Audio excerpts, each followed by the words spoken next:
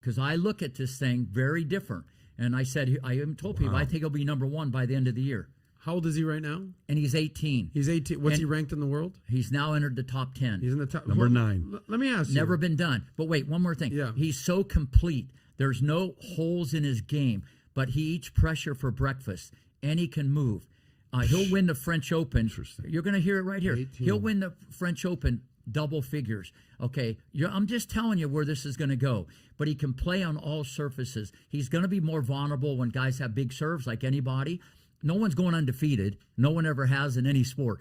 All I'm saying is it's a generational player. I've seen this movie for 30 years. And I said he's Federer, Nadal, and Djokovic wrapped in one, okay? He was born to do this, barring injury. We're seeing something that's so special I can't even tell you. Interesting. I'm looking at the top 10 rankings here. Please explain why no American is in the top 10. And I feel like no American men's tennis player has been in the top 10 for like a decade plus. What's going on in America? You think I've been asked that question before? Yeah, I mean, you're an American tennis coach. Yeah. What's going on with America? Okay. Well, the last guy, the last of the Mohicans was Andy Roddick. Right. And he wasn't even as good as any of the guys that we're talking about, Federer, Nadal, Djokovic. He wasn't even as good as Sampras, Agassi. Nothing. No, you're right about that. But I feel Andy overachieved. He won one Grand Slam, could have won two if he doesn't miss that high backhand volley against Federer at Wimbledon. But at the end of the day, here's what happens. The great athletes, I don't mean good. There's a lot of good athletes, very good friends with Francis, Tiafoe, Riley Opelka, who I coached a little bit at 12 and 13.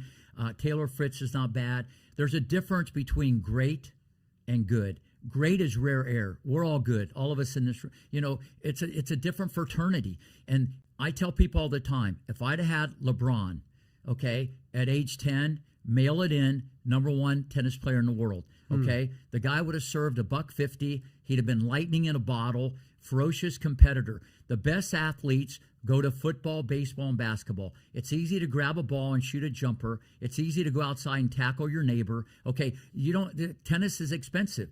And so the best athletes in other countries, I mean, look at Medvedev. The guy's like Gumby on steroids. So he's 6'6", and the guy moves and his tentacles are everywhere. Djokovic is made of rubber. You know, they get better athletes. We get good athletes. Okay, and You're saying our best athletes end up playing basketball, football, baseball, you're saying? Yeah, and then there's the mental part, how you're brought up. Your environment has a lot to do with it. Remember, I called Venus and Serena what I saw under the hood. I didn't see it on the outside. If I based on the outside, I would have taken a cab to the airport and left Compton. I mean, I based it on the inside. Okay, I knew what I could do technically. And this is what happens, and I've talked to the USTA about this. They don't want to look for the needle in the haystack. What I would do, to answer your question, 5, 6, 7, 8-year-olds, yes, that young.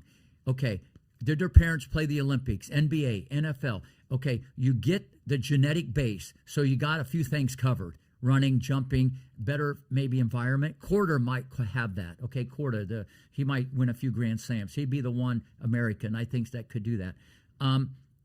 So you got these bases covered. Running, jumping, competing, and then biomechanically you get them with someone like a Rick Macci who can get your serve not just 140, but it's going to go in. And you got a forehand like Federer and a backhand like Joker. So there's no weaknesses, but you put them on a great athlete. But you get these kids young, you do running, jumping, you draw blood like they do in the Olympics.